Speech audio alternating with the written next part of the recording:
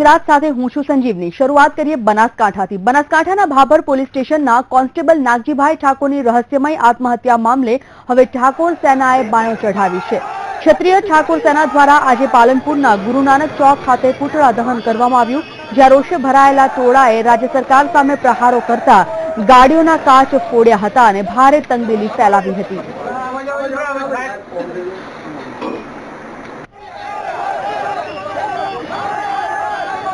બનાસકાંઠામાં એક કોન્સ્ટેબલે આત્મહત્યા કરી છે અને કોન્સ્ટેબલની આત્મહત્યા બાદ વિવાદ વધુ વકરી રહ્યો છે। આ કોન્સ્ટેબલે આત્મહત્યા કર્યા બાદ સુસાઇડ નોટમાં કેટલાક લોકોની હેરાનગતિ બહાર આવી છે, જેમાં નેતાઓ, પોલીસના અધિકારીઓ અને બુટલેગરોના નામ બહાર આવતા જ આ તમામ જે ઠાકોર સેનાના લોકો છે તેઓએ રસ્તા પર આવી અને નેતાઓ, બુટલેગરો અને પોલીસના અધિકારીઓના પુતળાનું દહન કર્યું હતું। જો કે પુતળા દહન કરી આ તમામ ઠાકોર સેનાના લોકોએ હલ્લાબોલ પણ કર્યો હતો। આ સમગ્ર લોકોને ઠાળે પાડવાના પ્રયત્નોમાં પોલીસ લાગી હતી અને આ દરમિયાન પોલીસ અને ઠાકોર સેના વચ્ચે ઘર્ષણ પણ સર્જાયું હતું। ઠાકોર સેનાએ આ સમગ્ર આત્મહત્યાની તપાસ સીબીઆઈ કરે તેવી માંગ ઉચ્ચારી છે। તો નાગજીભાઈ ઠાકોરની આત્મહત્યા મામલો હવે વધુને વધુ તૂલ પકડતો જઈ રહ્યો છે। ઠાકોર સેના અને પોલીસ વચ્ચે આ જ મામલે ઘર્ષણ પણ સર્જાયું છે, કારણ કે કોન્સ્ટેબલે જ્યારે હત્યા કરી હતી અને ત્યારબાદ જે સુસાઇડ નોટ મળી આવી છે એ સુસાઇડ નોટમાં પોલીસના અધિકારીઓ સાથે નેતાઓ અને બુટલેગરોની હેરાનગતિ હોવાની વાત બહાર આવી છે।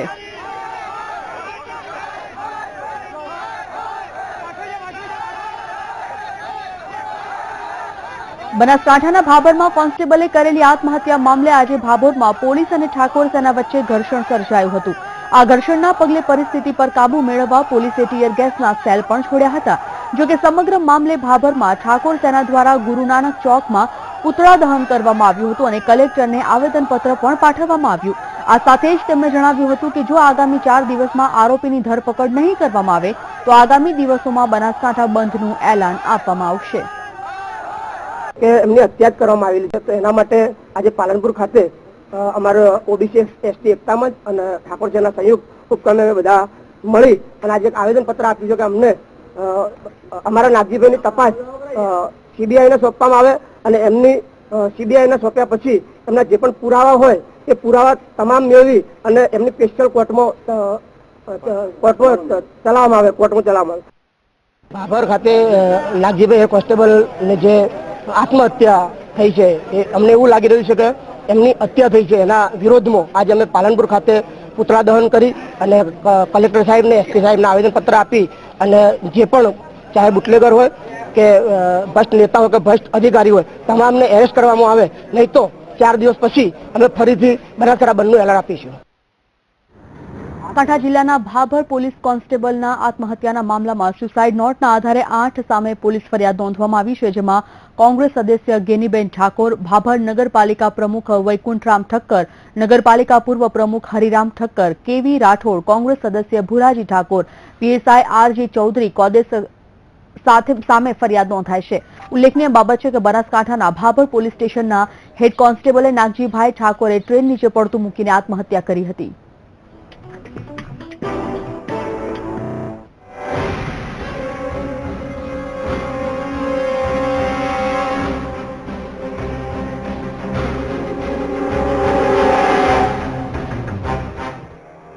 મૃતક કોન્સ્ટેબલે કરેલી આત્મહત્યાને લઈ હવે ઠાકોર સેનાએ રાજ્ય સરકાર સામે બાયો ચડાવી છે, જેના ભાગરૂપે પાલનપુર ખાતે ઠાકોર સેનાના આગેવાનોએ એક પુતળા દહન કર્યું છે, જ્યાં તેમણે કોન્સ્ટેબલની થયેલી રહસ્યમય મોતને મામલે સીબીઆઈ તપાસની માંગ ઉચ્ચારી છે।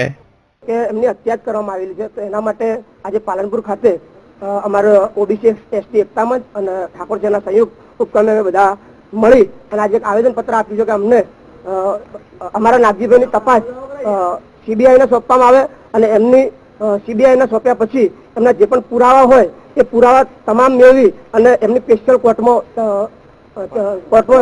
ચલાવવામાં આવે।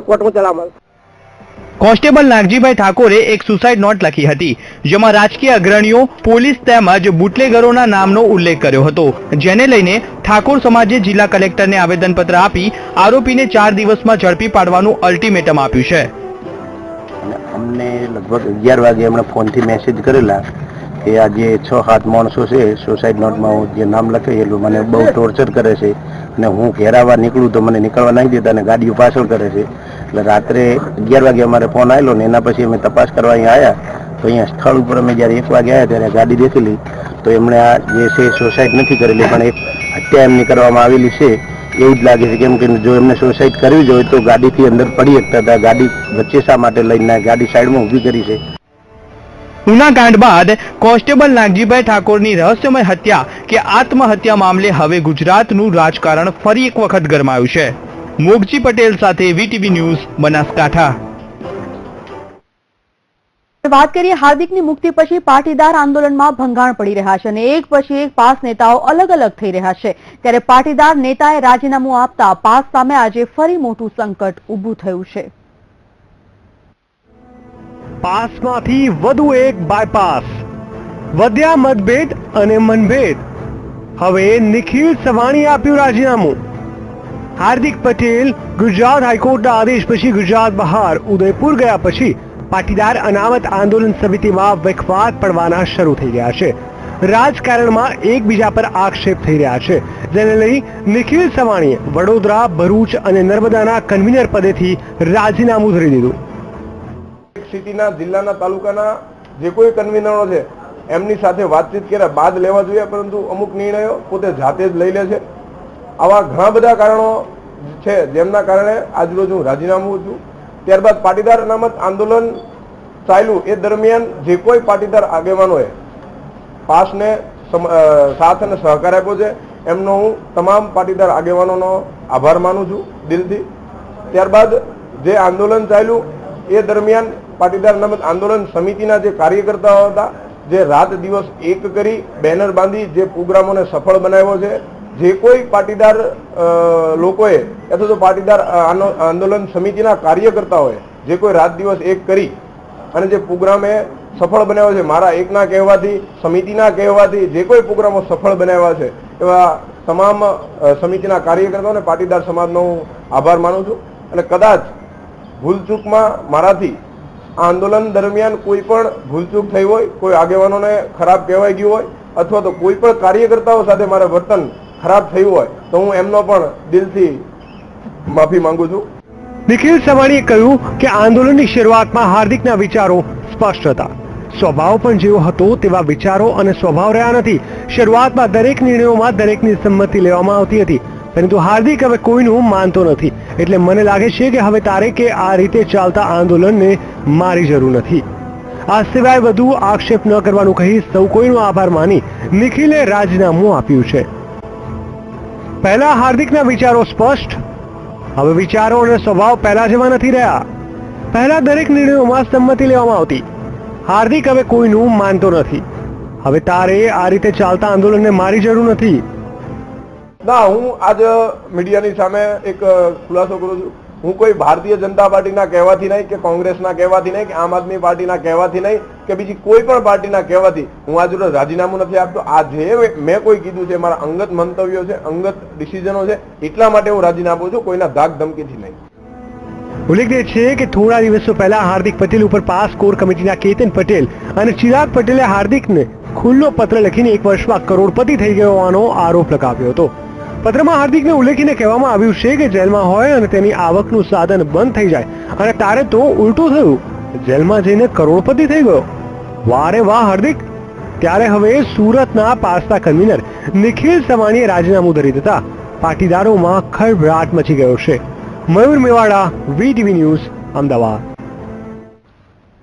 વડોદરા પાસના કન્વીનર નિખિલ સવાણીએ પાસના તમામ હોદ્દાઓ પરથી રાજીનામું આપ્યા બાદ આંતરિક વિખવાદ સર્જાયો છે. નિખિલે હાર્દિક પટેલ પર આક્ષેપ કર્યા અને રાજીનામું આપવામાં આવ્યું છે. ત્યારે આ પહેલા ચિરાગ અને કેતને પણ રાજીનામા ધરી દીધા હતા. હવે નિખિલે પણ લેખિતમાં રાજીનામું આપ્યું છે. ઉલ્લેખનીય બાબત એ પણ છે કે પાર્ટી હજી રાજીનામા અંગે આમને સામને વાતચીત કરી બાદમાં નિર્ણય લેશે.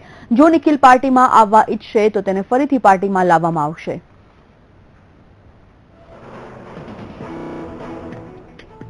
આક્ષેપો તો થતા જ હોય છે. સામાન્ય રીતે જાહેરમાં જે લોકો આવતા હોય છે આક્ષેપો થતા હોય છે, પણ એ આક્ષેપોની સામે શું સાચાઈ છે, શું ખોટાઈ છે, નિખિલને પણ સાંભળવામાં આવશે અને આ બાબતથી હાર્દિકને પણ સાંભળવામાં આવશે. સમગ્ર જે નિર્ણય છે કોઈ એક વ્યક્તિ નહીં લે, સમગ્ર કોર કમિટી બેસી અને આ બાબતથી નિર્ણય લેશે. તો વડોદરાની MS યુનિવર્સિટીમાં યોજાનારી વિદ્યાર્થી સંઘની ચૂંટણીનો માહોલ જામી રહ્યો છે, ત્યારે ઉમેદવારો પોતાના પ્રચારમાં વ્યસ્ત બન્યા છે. પાસના મીડિયા પ્રભારી વરુણ પટેલે વડોદરાની મુલાકાત લીધી હતી અને પાસની આગામી રણનીતિ અંગે માહિતી પણ આપી હતી. વરુણ પટેલે રાજ્ય સરકાર અને કેન્દ્ર સરકાર પર પ્રહારો કર્યા. વડાપ્રધાન અને મુખ્યમંત્રીને પાટીદાર વિસ્તારમાં જાહેર સભા કરવા પડકાર ફેંક્યો હતો. પાર્ટી એના સંસ્કારો પ્રમાણે સ્ટુડન્ટોના ઇલેક્શનમાં ખરેખર આવી ગંદી રાજનીતિ ના લાવવી જોઈએ. એવી ગંદી રાજનીતિ ભારતીય જનતા પાર્ટી આજે યુનિવર્સિટીના ઇલેક્શનમાં લાવી છે અને મારી બેનના નામ જ પ્રિયંકા પટેલને જબરજસ્તી એની પાસે ડમી ઉમેદવારનું ફોર્મ ભરાવવામાં આવ્યું છે અને એનો દુરુપયોગ કરવામાં આવ્યો છે. એટલે જે પ્રિયંકાબેને હાર્દિક જ્યારે જેલમાંથી છૂટ્યો અને ઉદયપુર જવાનો રસ્તા ઉપર હતો ત્યારે હાર્દિકને રાખડી બાંધેલી. આંદોલનની શરૂઆતમાં હાર્દિક પટેલની જે શક્તિઓ હતી તેને હવે ગ્રહણ લાગ્યું છે. એક પછી એક સાથીઓએ હાર્દિકનો સાથ છોડી દીધો. આરોપ એ પણ છે કે હાર્દિક હવે જીદ્દી થઈ રહ્યો છે. આંદોલનમાં તેના સાથીઓનું હવે હાર્દિક માનતો પણ નથી. આંદોલનની આ શક્તિનો સંચાર કદાચ હાર્દિકમાં એટલે થયો હશે કારણ કે પડછાયાની જેમ તેના આ સાથીઓ તેનામાં સતત ઉર્જા ભરતા રહ્યા. આંદોલન પછી અનામત તો ન મળી, પણ ગુજરાતના પાટીદારો જેનામાં તેમના હીરોને જોતા હતા તેના હીરોઇઝમ પર હાલ તેના જ સાથીઓ સવાલ ઉઠાવી રહ્યા છે. અનામતમાં સાથી રહેલા હાર્દિકના આ સાથીઓ હાલ તેની સાથે નથી. ચિરાગ અને કેતન પટેલ, હાર્દિકના આ બંને જોડીદારો તો હાર્દિક પહેલા જેલમાં પહોંચ્યા, રાજદ્રોહના ગુનાનો સામનો કર્યો. મોરબીના નિલેશ એરવાડિયાની કહાની પણ એવી જ છે. હવે એરવાડિયા કહી રહ્યા છે કે હાર્દિક અમિત શાહની ભાષા બોલે છે. સુરત સ્થિત નિખિલ સવાણીએ દક્ષિણ ગુજરાત અને મધ્ય ગુજરાતમાં આંદોલનને જીવતું રાખ્યું, પરંતુ હવે હાર્દિકની જીદને લઈને સવાણી પણ પાસથી જુદા પડ્યા. તો ઉત્તર ગુજરાતમાં પાસનો ચહેરો બનેલા અશોક પટેલ, લાલભાઈ પટેલ જે હાર્દિકના જૂના સાથીદાર ગણાય છે. સુરેશ ઠાકરે જે આંદોલનની શરૂઆતથી હાર્દિકની સાથે રહ્યા. ઉત્તર ગુજરાતમાં આંદોલનનો મુખ્ય ચહેરો બનેલા કિરીટભાઈ પટેલ અને તૈનપુર કે જ્યાંથી હાર્દિક ગુમ થયો અને ત્યારબાદ હેબિયસ કોર્પસ પણ થઈ તે સભાનું આયોજન કરનારા જયંતિભાઈ પટેલ હવે હાર્દિકનો સાથ છોડી ચૂક્યા છે.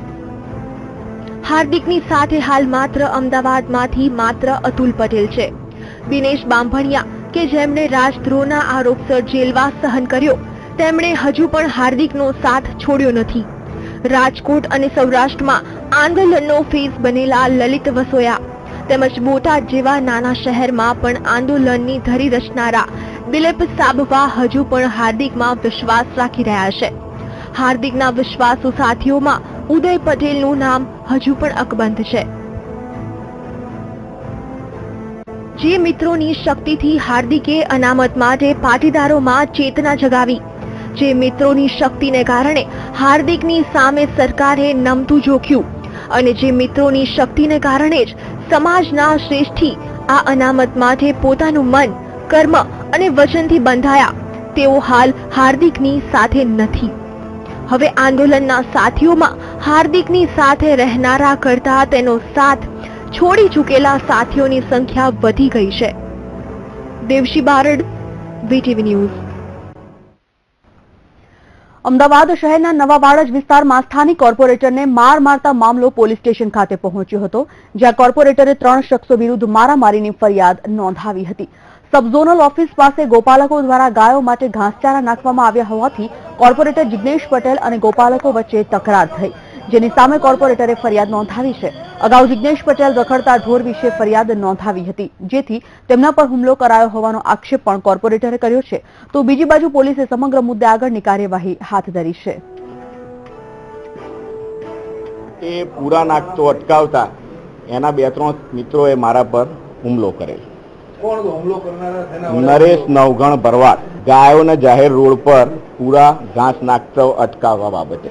હકીકત વસ્તુ એવી છે કે ગઈકાલે સુપ્રિન્ટેન્ડન્સી ઢોર ત્રાસ અંકુશ વિભાગ એટલે CNDC કન્ઝર્વેટિવ વિભાગને ઓલરેડી જિગ્નેશભાઈએ અરજી આપેલી છે કે જે વાડજ વિસ્તારના મુખ્ય રસ્તા પર તથા ચોક પર વધુ પ્રમાણમાં ઢોરો રખડતા હોય કોર્પોરેશન સહકાર આપશે તો પોલીસ બંદોબસ્ત બી આપશે અને જાહેર રોડ પર જે ત્રાસદાયક રીતે પશુઓ ઉભા હોય છે તે દૂર કરવામાં આવશે.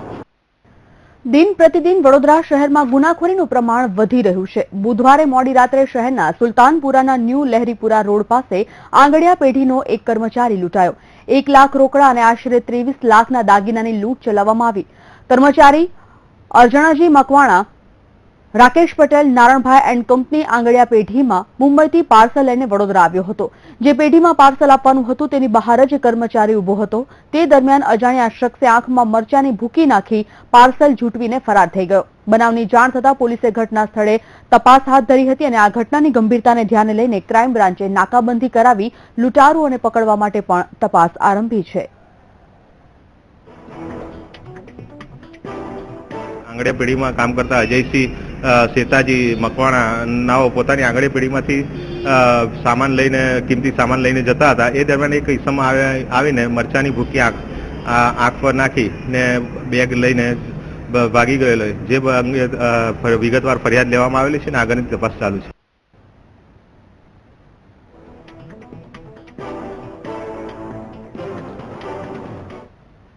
આગળ વાત કરીએ વાપીની. વાપીમાં રોડ કોન્ટ્રાક્ટરોને ત્યાં વ્યાપક પ્રમાણમાં દરોડા પાડવામાં આવ્યા છે. આવકવેરા વિભાગ દ્વારા છેલ્લા 3 દિવસથી સર્ચ ઓપરેશન હાથ ધરવામાં આવ્યું.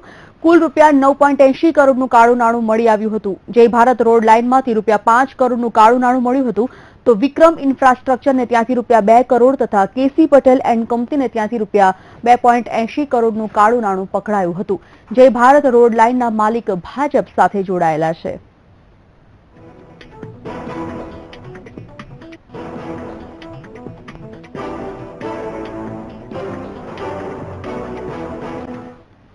રાજકોટની જો વાત કરવામાં આવે તો રાજકોટમાં આમ્રપાલી ફાટક મેઇન રોડ પર આવેલી શ્રેયસ સોસાયટીમાં 2 ચોરોએ પોલીસ પર હુમલો કર્યો હોવાની ઘટના એક પ્રકાશમાં આવી છે. જેમાં પીઆઈએસવી મોડિયા પર છરી વડે હુમલો કરવામાં આવ્યો છે. જો કે આ હુમલો કરાતા સ્વબચાવમાં પીઆઈએ એક રાઉન્ડ ફાયરિંગ પણ કર્યું હતું. તેમજ હથિયારો સાથે બંને આરોપીઓ કિશન મોસપરા અને કિશન થારડિયા નામના શખ્સોને ઝડપી લેવાયા હતા. જો કે એક સવાલ એ પણ ઉભો થાય છે કે શું ચોર લૂંટારુઓને હવે પોલીસનો કોઈ ડર જ નથી રહ્યો? મોડિયા સાહેબે જે રીતે ફાયરિંગ તરત કરી લીધેલ તેને આ હિસાબે એક કહેવાથી મોટી જાનહાની થતા રહી ગયેલ છે અને પૂરતા ફોર્સથી પ્રયત્ન કરેલ, કારણ કે બંને પાસે આ સિવાય છરીઓ સિવાય અન્ય હથિયારો પણ ચોરી કરવાના સાધનો મળેલ છે. વાત કરીએ નવસારીની તો નવસારી જિલ્લાના ગણદેવી તાલુકાના ભાઠલા ગામમાં બુટલેગરોની હત્યા થતા સમગ્ર વિસ્તારમાં ચકચાર મચી ગઈ છે. કારમાં આવેલા કેટલાક શખ્સો બુટલેગર જીતેન્દ્ર પટેલ પર તૂટી પડ્યા હતા અને તીક્ષ્ણ હથિયારના ઘા માર્યા હતા. ગંભીર રીતે ઘાયલ જીતેન્દ્રનું સારવાર દરમિયાન મોત થયું હતું. આ અંગે પોલીસે હત્યાનો ગુનો દાખલ કરીને તપાસ શરૂ કરી છે.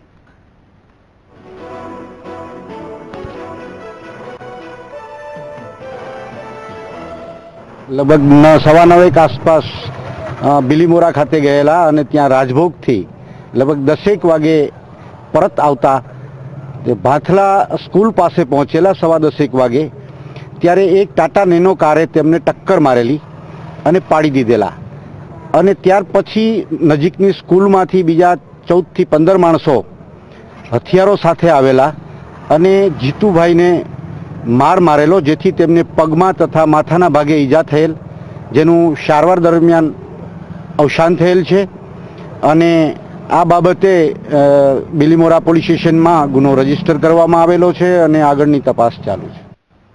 મહીસાગરના કડાણા ડેમમાંથી પાણી છોડાતા 3 પુલ પાણીમાં ગરકાવ થઈ ગયા છે. આ સ્થિતિને જોતા તાંતરોલી પુલ, હાંડોળ પુલ પરના વાહન વ્યવહાર બંધ કરી દેવામાં આવ્યા છે. કડાણામાંથી હાલ તો 1.24 લાખ ક્યુસેક પાણી છોડવામાં આવ્યું છે. ઉપરવાસમાં ભારે વરસાદને પગલે ડેમમાંથી પાણી છોડાઈ રહ્યું છે.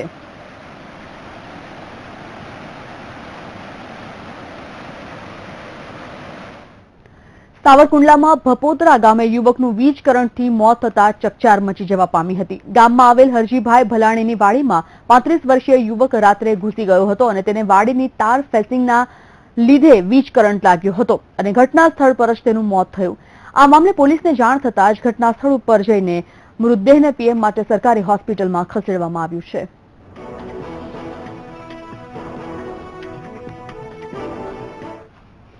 વિમાની મુસાફરી કરતા પ્રવાસીઓ માટે સારા સમાચાર છે. ગુજરાત સરકાર અને કેન્દ્ર સરકાર વચ્ચે ગુજરાતના 11 એરપોર્ટ માટે MOU થયા છે, જેમાં ભાવનગર, જામનગર, સુરત, પોરબંદર, મહેસાણા, માંડવી, અમરેલી, કંડલા, કેશોદ અને ડીસા એરપોર્ટનો સમાવેશ થાય છે. આ MOUથી સ્થાનિક એરપોર્ટનો વિકાસ થશે. ગ્રીનફિલ્ડ એરપોર્ટ પોલિસી હેઠળ ધોલેરા એરપોર્ટને PPP કરવામાં આવશે. અમદાવાદ એરપોર્ટની સંભવિત ટ્રાફિક સમસ્યા પણ દૂર કરાશે. વર્ષ 2024-25 સુધીમાં અમદાવાદ એરપોર્ટની ટ્રાફિક સમસ્યા દૂર થઈ જશે. એરપોર્ટને કાર્યક્ષમ બનાવવા સરકાર સબસિડી આપશે. સરકાર 3 વર્ષ સુધી સબસિડી ચૂકવશે તેવું કેન્દ્રીય પ્રધાન અશોક ગજપતિએ જણાવ્યું છે. સંપૂર્ણ પ્રોજેક્ટ ખર્ચના 80% કેન્દ્ર સરકાર ચૂકવશે, જ્યારે બીજી તરફ પ્રોજેક્ટ ખર્ચની 20% રકમ ગુજરાત સરકાર ભોગવશે.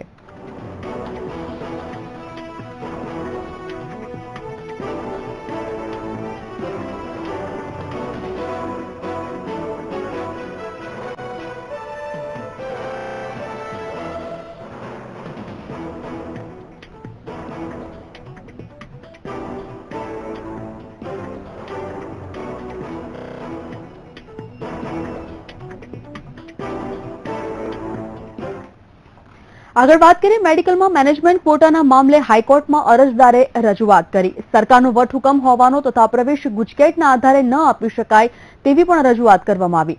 રાજ્ય સરકારના નિર્ણયને હાઈકોર્ટમાં પડકારવામાં આવ્યો છે. મેનેજમેન્ટ કોટામાં પ્રવેશ નીટના આધારે આપવાની રજૂઆત કરાઈ છે.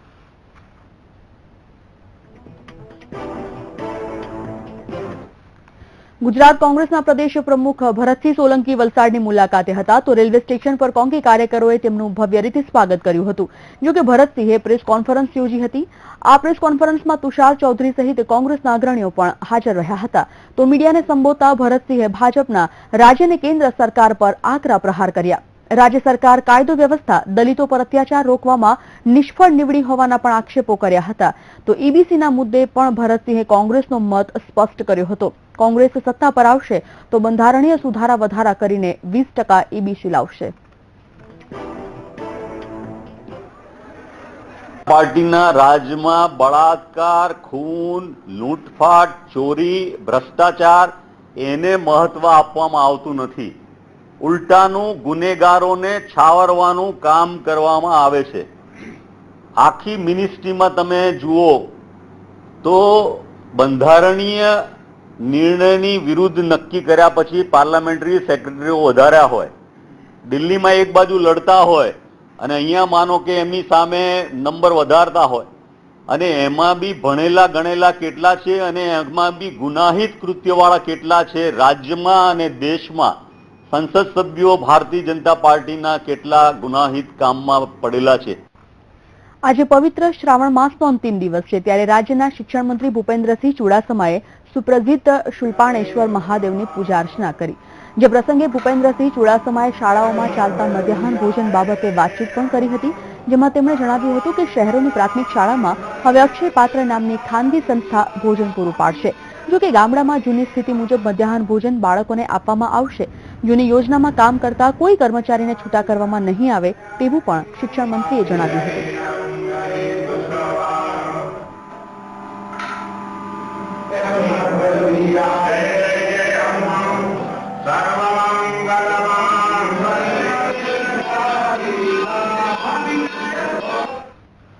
શિવજીની આરાધના કરવાના શ્રાવણ માસના અંતિમ દિવસે દેશભરના શિવાલયો હર હર મહાદેવના નાદથી ગુંજી ઉઠ્યા છે. ત્યારે ગુજરાતમાં આવેલા 2 જ્યોતિર્લિંગમાંના એક એવા નાગેશ્વર જ્યોતિર્લિંગના દર્શને ભક્તોનું ઘોડાપૂર ઉમટ્યું હતું.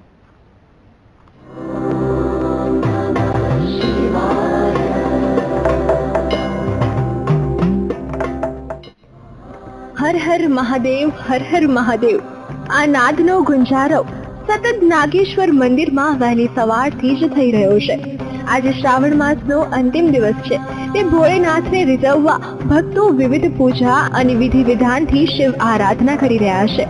મંગળા આરતીથી લઈને મહાદેવના શૃંગારના દર્શન કરી તૃપ્ત થાય છે. જ્યોતિર્લિંગમાંનું જ્યોતિર્લિંગ જે નાગેશ્વર મહાદેવનું મંદિર આવેલું છે, આજે ત્યાં અમાસના દિવસે મેં દર્શન કરી અને ધન્ય થયો છું અને ભગવાનને પ્રાર્થના કરી કે આવા ને આવા અમને દર્શન કરાવતા રહીએ. નાગેશ્વર મહાદેવ મંદિરે અમાસના દિવસે દાદાના મંદિરે ધ્વજ આરોહણ અને રુદ્રાભિષેક કરવામાં આવે છે. ત્યારબાદ જ્યોતિર્લિંગને પુષ્પ શૃંગાર કરી વિજવવામાં આવે છે. મહાદેવના આ પુષ્પ શૃંગારના દર્શન માટે ભક્તો દૂર દૂરથી આવે છે.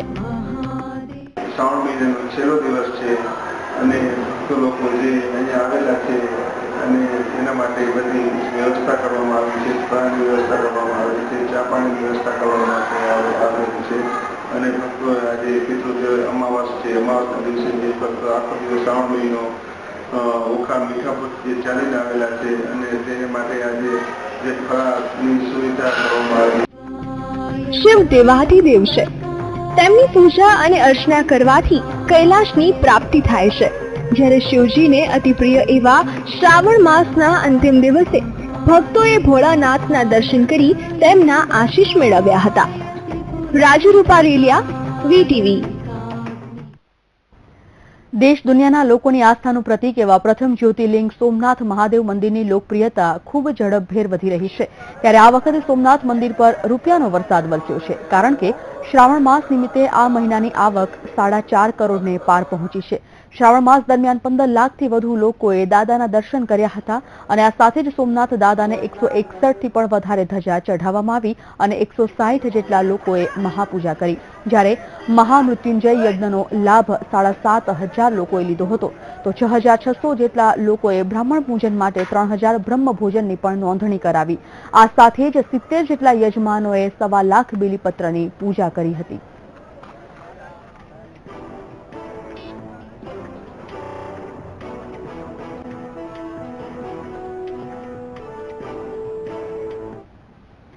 હંમેશા પ્રજાના પ્રશ્નોને વાચા આપતા વીટીવી ન્યૂઝ ચેનલે મીડિયા ક્ષેત્રે 5 વર્ષ જેટલી લાંબી યાત્રા પૂર્ણ કરી લીધી છે.